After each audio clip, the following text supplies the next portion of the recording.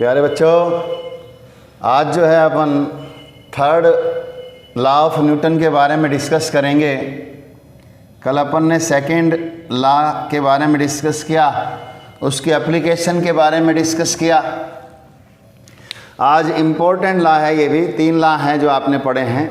तो Newton third law of motion, Newton third law क्या कहता है कि एक्शन और रिएक्शन हमेशा जो है इक्वल होते हैं बट अपोजिट इन डायरेक्शंस। बहुत सारे एग्जाम्पल आप अपनी लाइफ में देखते हो। जैसे एक बॉल आप लेते हो और उस बॉल को दीवार पे मारते हो, तो आपने दीवार पे बॉल को जिस फोर्स से फेंका है उसी के बराबर फोर्स से दीवार उस बॉल को आपकी तरफ फेंकती है।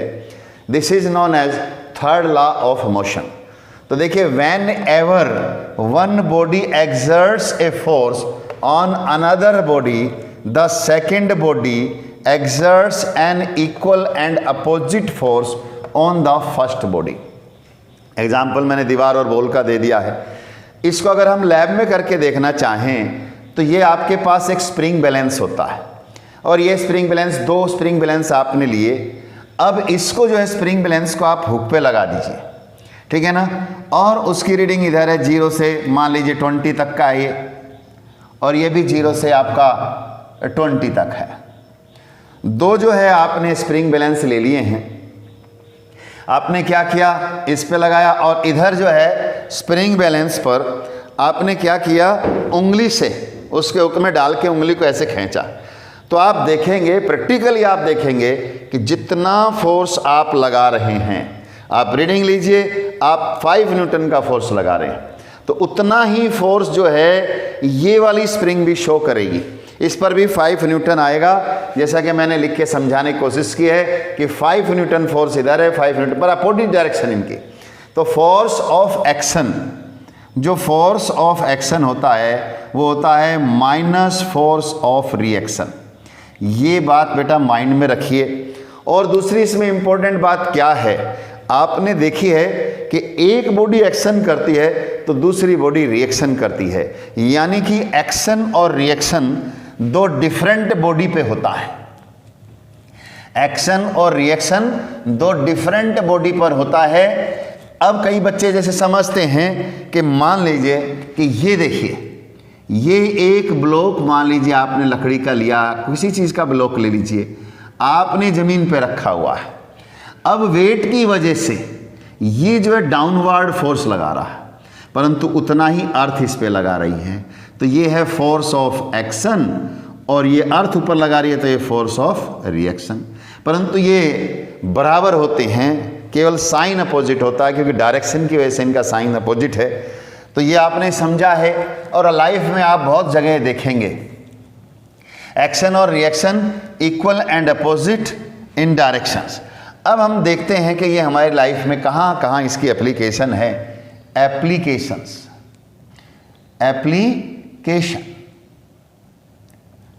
एप्लीकेशन हमारी लाइफ में कहाँ कहाँ है। सबसे पहले तो हम अपने ऊपर ही लागू कर लेते हैं। जब आप चलते हो तो आप क्या करते हैं, जो पैर आपने पहला निकाला है, फर्स्ट पैर, उससे आपने नीचे फोर्स लगाया है, that is your action force. और एक्शन फोर्स आपने लगाया, नीचे से अर्थ ने आप पर रिएक्शन फोर्स लगाया और उसकी वजह से आप आगे चले हैं। एक कदम के बाद दूसरा कदम, इसी तरीके से action reaction action reaction action reaction चलता रहता है। तो वॉकिंग में भी आपका जो है थर्ड लॉ लगता है। दूसरा एग्जाम्पल आप देखते हैं कि why the gun coil, gun का केस ले लीजिए। ये गन का केस है। गन में क्या है, जैसे गोली का बाहर निकलना, बंदूक में गोली थी, गोली बाहर निकली, दैट इज एक्शन, और बंदूक पीछे आई, वो क्या है, रिएक्शन। वही मैंने कहा, दिखाया था अभी आपको, जो उधर का फोर्स है वो एक्शन और पीछे का रिएक्शन। ऐसे इसके बाद आप कई बार मैं देख रहा था बच्चे हैप्पी बर्थडे बनाते हैं, उस पर बैलून फुलाते हैं। तो एक बच्चा ऐसे बैलून को फुलाया रखा था और उसने जो है ऐसे पकड़ते अचानक उससे बैलून छूटा, परंतु देखने लायक घटना ये थी, बैलून ऊपर गया। बैलून ऊपर क्यों गया, ये भी आप देखते हैं बैलून का केस।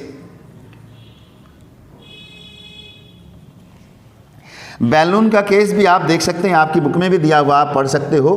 बैलून का केस दे रखा है। आपने क्या करा, देखिए जैसे ये बैलून था, आपने इसको यहाँ से पकड़ा हुआ था, मान लीजिए इसमें क्या थी, एयर थी, और जैसे ही वो आपसे हाथ से छूटता है एयर जो है बाहर आने लगती है।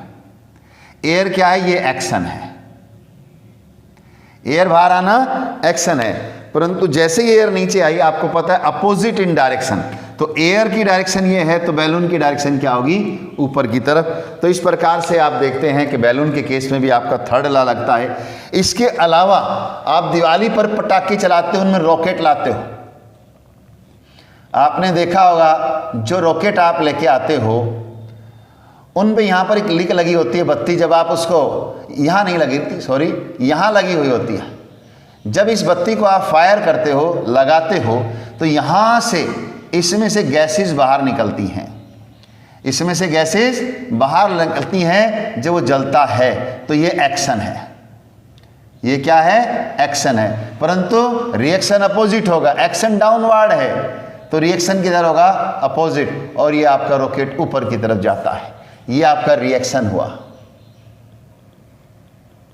ये एग्जाम्पल है। इसके अलावा भी आप बहुत सारे एग्जाम्पल हैं, आप अपनी लाइफ में देखते हैं।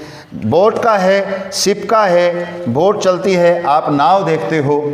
चौथा एग्जाम्पल है आपका बोट का, ले लीजिए। बोट में आप क्या देखते हो कि जब बोट ऐसे बनी हुई है, आपने देखा है, ये मान लीजिए आपकी बोट है और ये पानी में है, ये बोट पानी में है और आप यहां बैठे हुए हैं, मान लीजिए इसके ऊपर, इसमें आप इसके फट्टे पे बैठे हुए हैं, परंतु आप अपने हाथ से क्या कर रहे हैं, आपने ऑब्जर्व किया होगा कि आप अपने हाथ से दोनों तरफ, ये जो चप्पू है, स्पेड है, इस स्पेड को जब आप पीछे की तरफ खींचते हो, ऐसे पानी को पीछे धकेलते हैं, तो वो क्या कहलाता है, आपका एक्शन।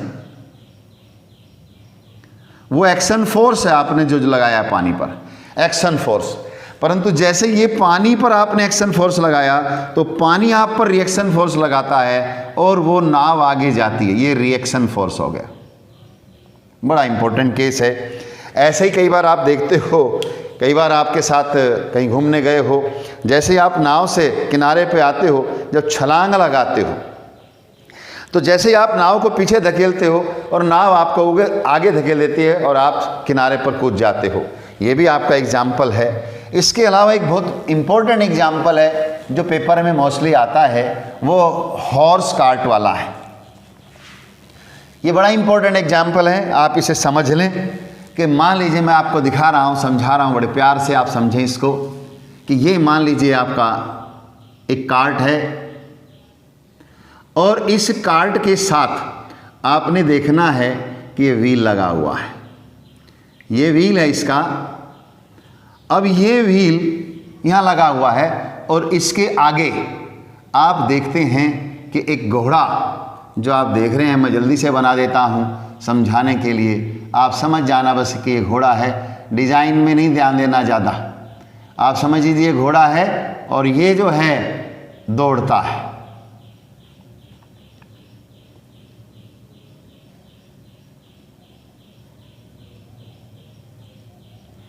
ये जब घोड़ा इस पर ये लगा रहता है तो जैसे ही इसने, इस घोड़े ने, देखिए जब चलते हैं तो तांगे को कैसे खींचता है, वो आगे झुकता है, वो आगे झुक रहा है। इसका मतलब वो पैर से फोर्स ऑफ एक्शन लगा रहा है, force of action, force of action. और वो इतना ज़्यादा फोर्स ऑफ एक्शन लगाता है कि वह रिएक्शन फोर्स जब इस पर लगता है, रिएक्शन फोर्स यहाँ भी लगेगा और रिएक्शन फोर्स यहाँ भी लगेगा। ये रिएक्शन फोर्स इतना ज़्यादा होता है कि इससे घोड़ा तो आगे चलता ही है, परंतु घोड़े के साथ साथ ये आपका जो कार्ट है ये भी आगे मूव करने लगता है। परंतु आप देखते हैं स्टार्टिंग में उसको ज़्यादा फोर्स लगाना पड़ता है, आप देख रहे हैं, और बाद में वो आराम से फोर्स लगाता है। क्यों? क्योंकि स्टार्टिंग के अंदर इसके ऊपर फ्रिक्शन फोर्स ज़्यादा होता है और जैसे ये व्हील रोटेट करेगा तो आपको मालूम है rolling fraction is less than sliding fraction. अब उस पर जो है फ्रैक्शनल फोर्स कम हो गया है तो उसे कम ही एक्शन फोर्स लगाना पड़ता है, बाद में वो आराम से चलता रहता है। तो ये बहुत इंपॉर्टेंट केस था बेटा, जो मैंने आपको बताया, रिवाइज करवाया है। अब इसके बाद आपका एक टॉपिक और रिवाइज करने के लिए बचता है, law of conservation of momentum. Conservation of momentum,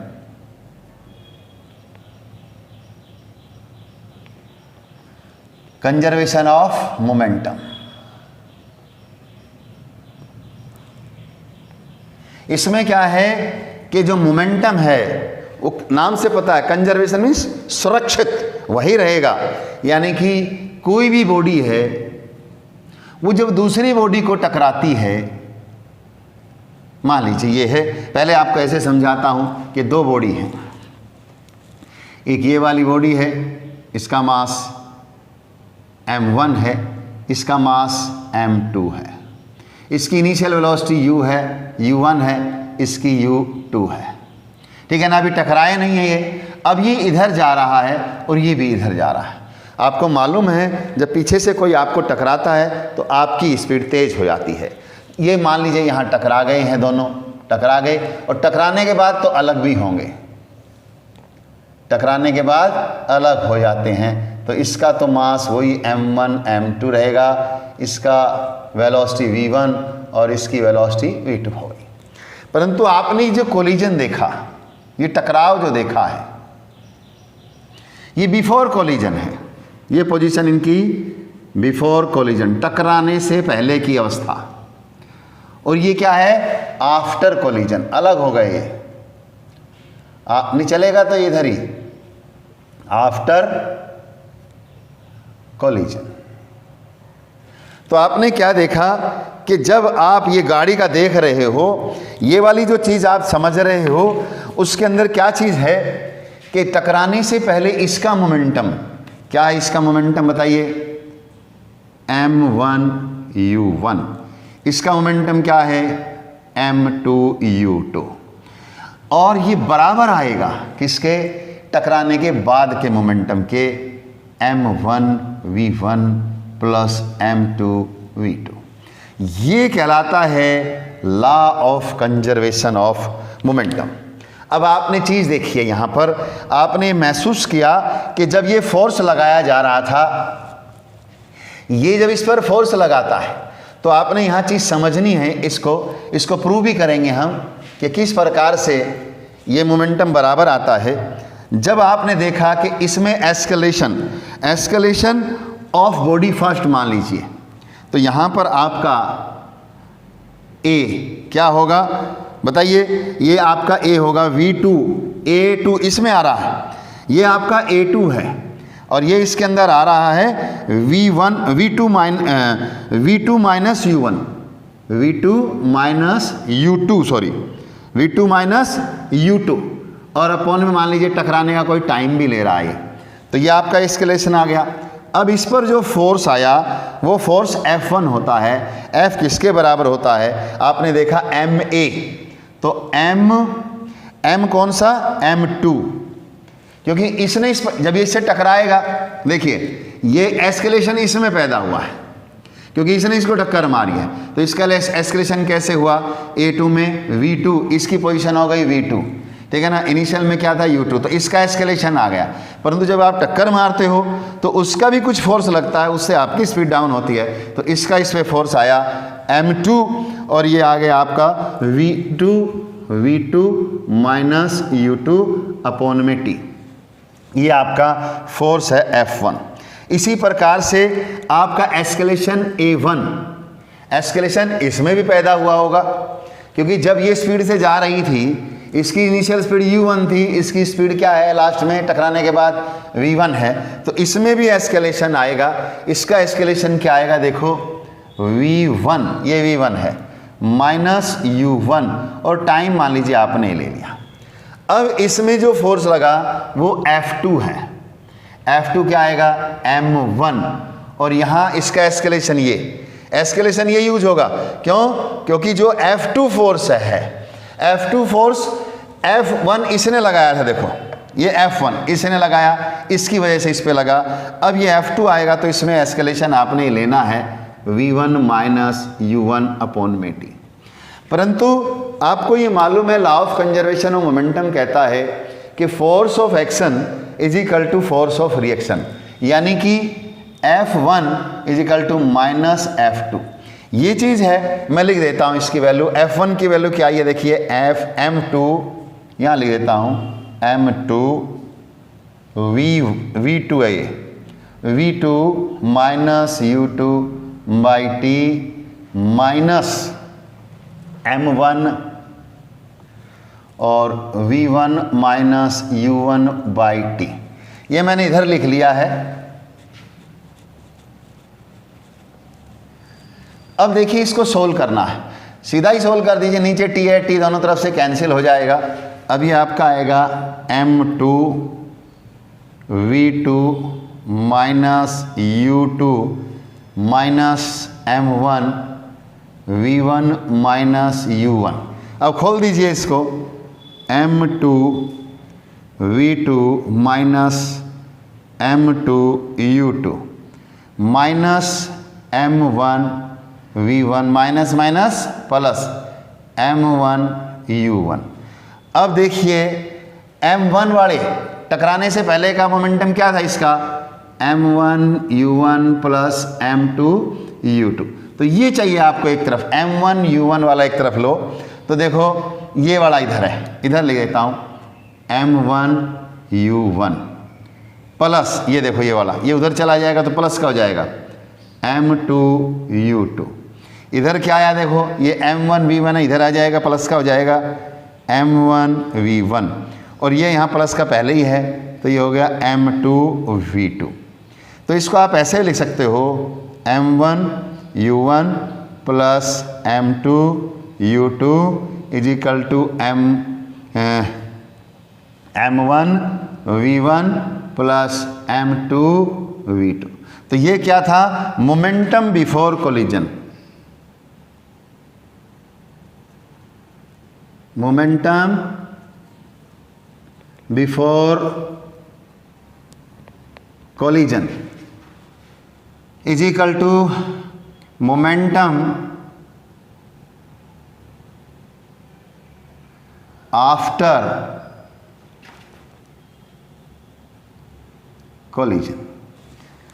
तो बेटा आज मैंने आपको law of conservation of momentum के बारे में समझा दिया है, यानी कि फर्स्ट बॉडी जब दूसरे पे फोर्स लगाती है तो जिसकी स्पीड थी तो इसका भी बैक फोर्स लगा, वो आपने निकाला, ठीक है ना, और फिर इसने जो लगाया दोनों का आपने निकाला, और दोनों का फोर्स आपने जो है इक्वेट कर दिया है, ठीक है ना।